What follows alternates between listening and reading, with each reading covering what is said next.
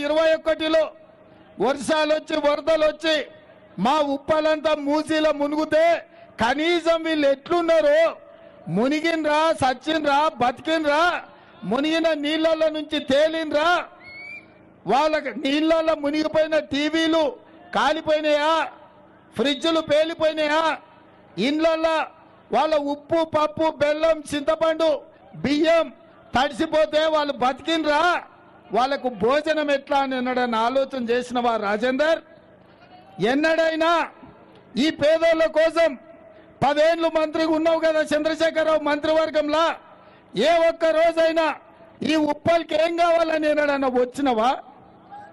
ఇవాళ హుజూరాబాదులో పోయి ఉప్పల్లో తేలి మల్కాజ్గిరి నా సొంతం అంటుండ ఆయన.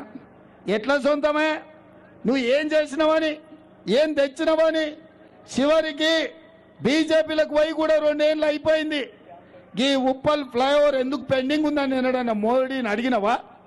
నితిన్ గడ్కరీ దగ్గరికి పోయి ఎట్లా చేద్దామని ఎప్పుడన్నా ఆలోచన చేసినవా? మరి ఏం అధికారం ఉంది, ఏం హక్కు ఉంది నీకు ఇక్కడ ఓటు అడగని? కానీ రాజేందర్ నేను అడుగుతున్నా, రాజేందర్ కేసీఆర్ వేరు కాదు, బొమ్మ బొరుసులాగా నానానికి ఒకరు బొమ్మ అయితే ఇంకొకరు బొరుసు, వీళ్ళిద్దరు కలిసే తెలంగాణని 10 ఏళ్లలో 100 ఏళ్లకు సరిపోయే విధ్వంసం చేసిండ్రు. కేసీఆర్ కాళేశ్వరంలో దోసుకుంటే ఆర్థిక మంత్రిగా నువ్వే కదా సంతకాలు పెట్టి 1000 కోట్ల రూపాయల బిల్లులు ఇచ్చింది.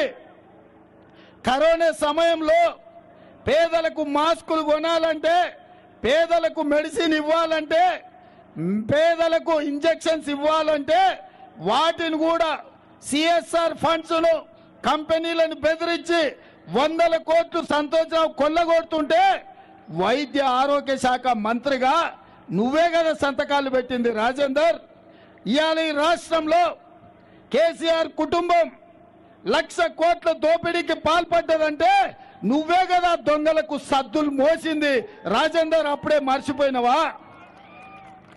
ఇవాళ ధరణి ముసుగులో ఔటర్ రింగ్ రోడ్డు చుట్టూతా హైదరాబాదు నగరంలో వేలాది ఎకరాల భూములను దొరలు ఆక్రమించుకున్నారంటే ఆ దొరల గడీల దగ్గర కాపలా కాచింది నువ్వు కాదా రాజేందర్?